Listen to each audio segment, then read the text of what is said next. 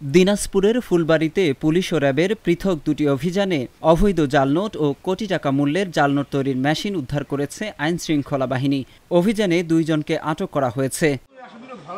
২২ August সন্ধ্যায় পৌর এলাকার উত্তর সুজাপুর গ্রাম থেকে তাদের আটক করে র্যাব ১৩ ক্রাইম প্রিভেনশন কোম্পানি ১।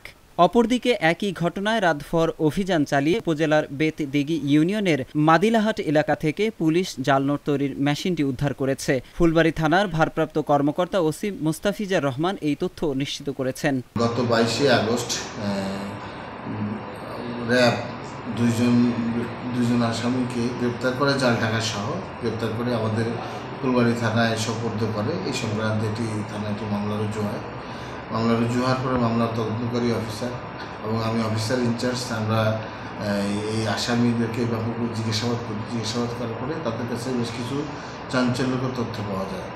তারা ইতিপূর্বে এরা বিভিন্ন অঞ্চলে, ঢাকা, চট্টগ্রাম বিভিন্ন অঞ্চলে তারা ছিল। এখন এই অঞ্চলে আসছে যে একটা নিভৃত এলাকায়, ফুলবাড়ী উপজেলার একটা নিভৃত এলাকায় এরা বাসা ভাড়া করে বয়স্ক মহিলার বাসা ভাড়া করে তারা গোপনে এই জাল টাকা বানানোর মেশিন এবং বিপুল পরিমাণ সরঞ্জাম তারা সেখানে রাখে এবং জাল টাকা সেখানে প্রস্তুত করা শুরু করে। আমরা এই আসামিদের দেওয়া তথ্য মোতাবেক রাতভর অভিযান চালিয়ে আমরা এই জাল টাকা বানানোর মেশিন, কাগজ, কালি সহ অন্যান্য সরঞ্জাম আদি তাদের যে পণ্যগুলো আমরা এগুলো জব্দ করেছি।